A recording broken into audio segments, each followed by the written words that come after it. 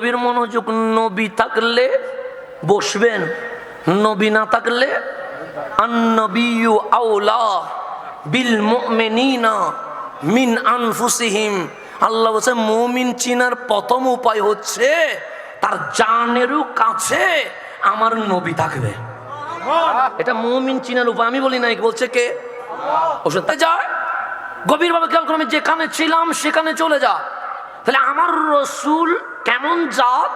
আমি মায়ের পেটে আসি নাই, আমার মা আমারে চিনে না, আমি জন্ম নেই নাই, ছেলে না মেয়ে এটা জানে না। তাহলে জন্মের পর আমাকে চিনে, মরণের পর মানুষ আমাদেরকে ভুলে যায়, এটাই তো বাস্তবতা।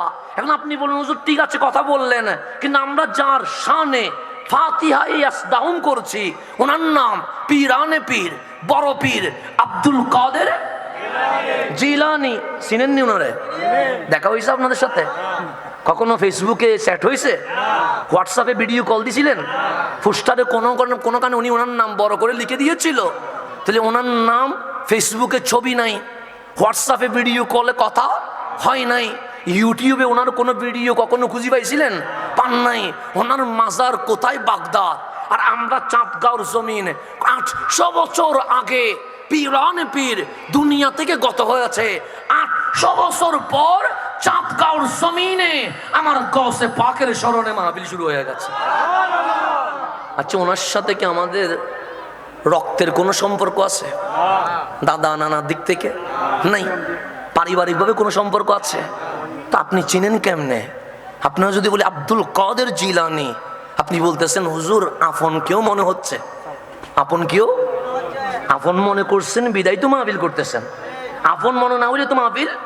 দেখি একজন মানুষ বলেন তো চাঁদগাঁওর জমিনে আমার আব্দুল কাদের জিলানীর জামানায় ইরাকের রাষ্ট্রপতির নাম কি ছিল? একজন বলেন তো, পারবেন? কেন? রাষ্ট্রপতির নাম মুছে গেছে, কিন্তু আমার গৌসে পাকের নাম জিন্দা রয়ে গেছে। কথা ঠিক না? আরো কাছে চলে আসেন, খাজেগান, রাজাই হিন্দুস্তান, খাজা মাইনুদ্দিন চিস্তি আজমিরি সঞ্জেরি বললে পরিচিত মনে হয় না অপরিচিত মনে হয়? ওনার মাজার কোথায়? ইন্ডিয়া আজমিরে। তো আজমিরের মাইনুদ্দিন বললে চিনা যায় কি যায় না? আমার যুবকদেরকে যদি বলি নায়কের নাম বলো তো, সবার নাম বাই সিরিয়াল বলতে পারে। দেখি বলো, খাজা মাইনুদ্দিনের আমলে ইন্ডিয়ার নায়কদের মধ্যে সেরা নায়ক কে ছিল? পারবা? কেন? নায়কের নাম মুছে গেছে, কিন্তু আমার খাজা মাইনুদ্দিনের নাম রয়ে গেছে।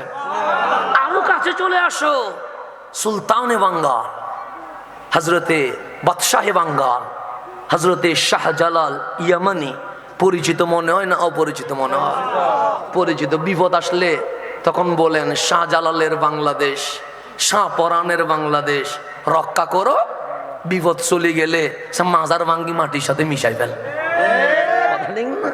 বিপদ আসলে আপনার গান বের হয়, শাহজালালের বাংলাদেশ, শাহপরানের বাংলাদেশ রক্ষা করো আল্লাহ।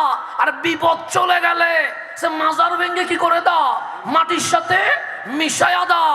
তো আমরাও বলি হ্যাঁ বাংবা যখন, দেওয়ালের কোনা ভাঙ্গিও না, পুরা মাজারটা ভাঙ্গো। জাতি দেখুক শাহজালাল এখনো কবরে জিন্দা আছে।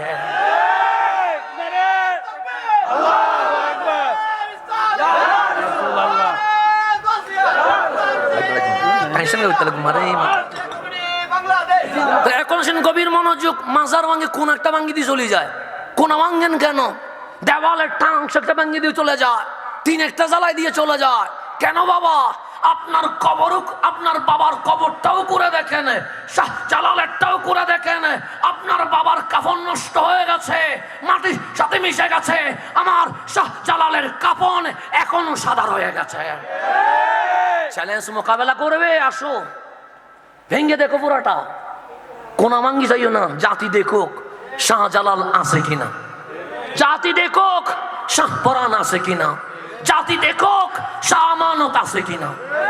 দেখুক জাতি। তোমরা পাগলের তুলি দেখছো, পাগলেরও মাটি গায় না, শাহজালাল খাবে কেমনে? এখন সামনের দিকে যাই, গভীরভাবে খেয়াল করবেন। আমি যেখানে যাচ্ছি সেখানে চলে যায়। তাহলে বাবা শাহজালাল বললে আমরা চিনি কি চিনি না? এখন বলেন আমাদের বাংলাদেশের মানুষ ক্রিকেটের ভক্ত, ক্রিকেটারের নাম বলেন ডাইরেক্ট বলবে মাশরাফি, তামিম, সাকিব আল হাসান, সবার নাম মুখস্থ বলতে পারে। দেখি বলেন বাবা শাহজালালের আমলে ক্রিকেটের ক্যাপ্টেনের নাম কি ছিল? বলতে পারবেন? পারবেন না।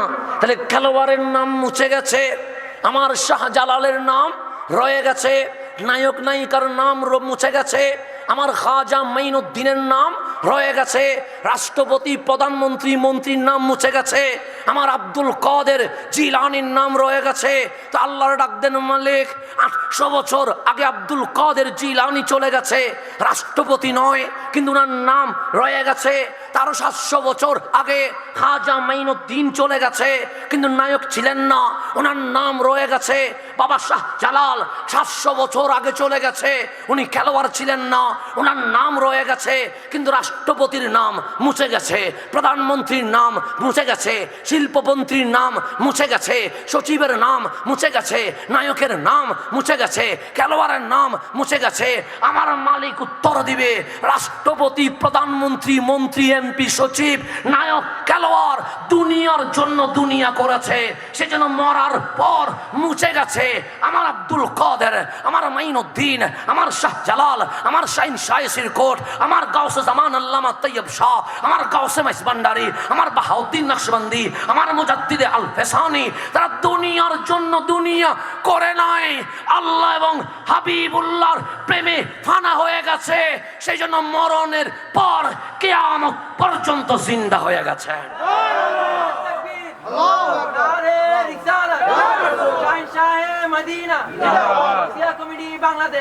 এখন আসেন গভীর মনোযোগ।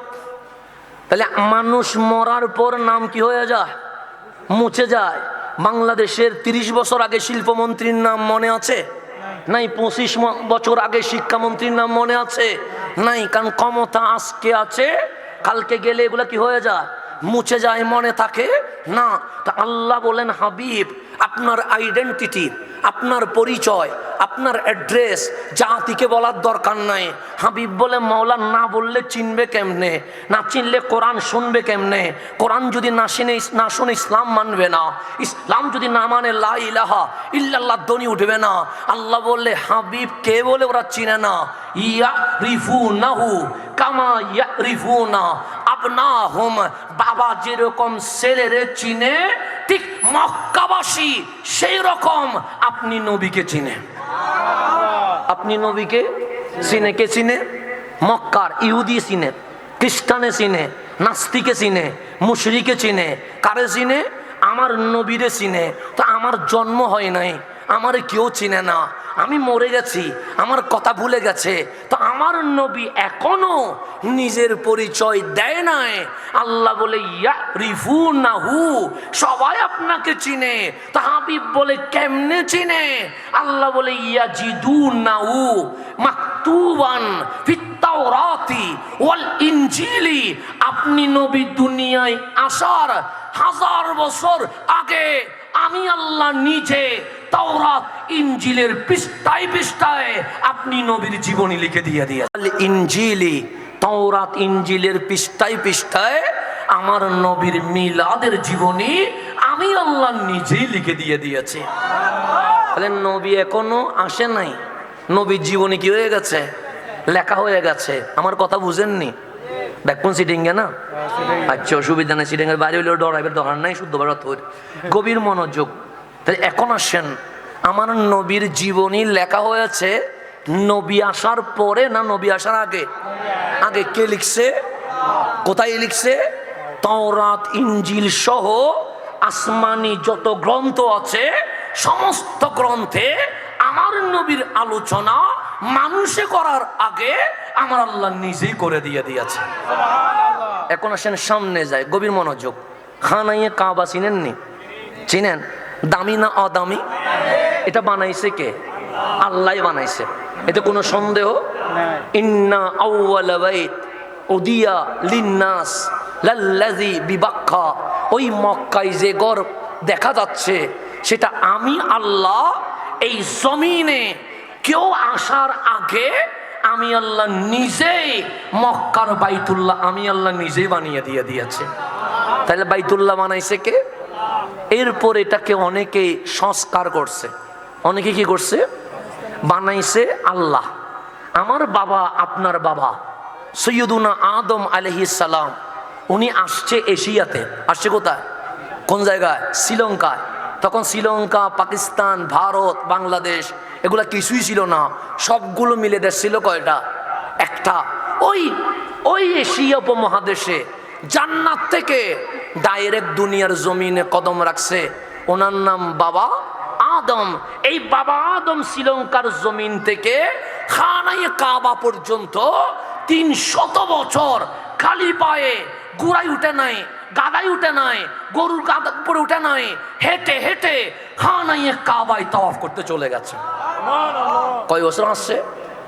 ৩০০ বছর। তাহলে বাবা আদম যখন ছিল, তাহলে কয়শো বছর হাঁটছে? ৩০০ বছর। কয়শো বছর? মাহফিল যে আছি, আমার দয়াল নবীর সৈনিক আমার হুসাইন যদি কারবালা পর্যন্ত যাইতে পারে, আমরা চাঁদগাঁও পর্যন্ত আসতে পারবো না কেন? কোনো ঝামেলা নাই। আপনারা ভয় পাচ্ছেন না, টেনশন নেওয়ার দরকার নেই। আমার সব টেনশন এখন আমার মাথার উপরে। এরপর আমার যদি কিছু হয়ে যায় আপনি টেনশন করিয়েন। আমার কিছু না হওয়া পর্যন্ত আপনাদের টেনশন করার দরকার নাই। আল্লাহ আমারে ছুটি দিবে না, গদ্দান যতক্ষণ কি হবে না, আলাদা হবে না। আমার হুসাইন বলে আমি গদ্দান আলাদা না করে রেস্ট নিই নাই, তুই কেমনে রেস্ট নিবি? সুতরাং গদ্দান যতক্ষণ শরীরে মিলাই আছে ততক্ষণ কাজ করে যাইতে হবে। কথা ঠিক না? বাস মরণ যদি মাহফিলে লেখা থাকে, মাহফিলে মরণ হয়ে যাবে। রাস্তায় লেখা থাকলে রাস্তায় হয়ে যাবে। হসপিটালে লেখা থাকলে হসপিটালে হয়ে যাবে। বাড়িতে লেখা থাকলে বাড়িতে হয়ে যাবে। কুল্লু নাফসিন যায়কাতুল মওত, মরণ আসবে, এটা কোনো সন্দেহ করার অবকাশ আছে নাই। বাস মুসলমান মুমিন একবারই তো মরতে হবে। তো মালিকের কাছে দোয়া করবেন, মালিক মরণটা যেন তোমার রেজামন্দির উপর হয়ে যায়। বাস আর কোনো কিছু না। বাস তোমার হাবিব কবরে যখন যাব তখন আমার রক্ত মাখা শরীর দিকে তোমার হাবিব যেন হাসি দিয়ে বলে, আমার গোলামি করতে গিয়ে তোর এই অবস্থা হয়েছে, তাই না? বুকে চলে আয়। আর কি লাগবে? আর কি লাগবে? আর কি লাগবে? রক্ত জুটছে জোরক না, মাথা কাটছে কেটে যাক না, গাড়ি ভাঙছে ভেঙে যাক না। আমি তো দুনিয়ার জন্য কিছু বলি নাই, আমি তো আমার হাবিবুল্লাহর প্রেমে বলেছি। আর ভয় কি আছে? মরবো, চলে যাব কবরে, অন্ধকার কবরে, কেউ আসবে না। যিনি আসবে উনি রহমতুল্লিল আলামিন। বস ওনার সামনে দাঁড়াই বলবো আমি সুন্নি ছিলাম। আমি কি ছিলাম? সুন্নি ছিলাম। বা সুন্নিরা আপনার নামে কি বলে আপনি নবী ভালোই জানেন। আর কিছু আছে? এখানেও সুন্নি পরিচয় দিতে আমার খুশি লাগে। কালকে কবরেও আমার নবীর সামনে বলবো আমি নবীকেও সুন্নি ছিলাম। আমি নবী কি ছিলাম? ওকে নবী আমি সুন্নি ছিলাম। আপনি জানেন সুন্নিরা আপনার জন্য কি বলে, তা আপনি জানেন। কাল হাসরে উঠবো, আমার মালিক বলে কি ছিলি? তখনও বলবো সুন্নি ছিলাম। নারে তাকবীরও বলেছি, নারে রিসালাতও বলেছি, তা বলবো। বাস আমার আমল, আমার দলের পরিচয়, আমার আকীদা গোপন করার কিছু নাই।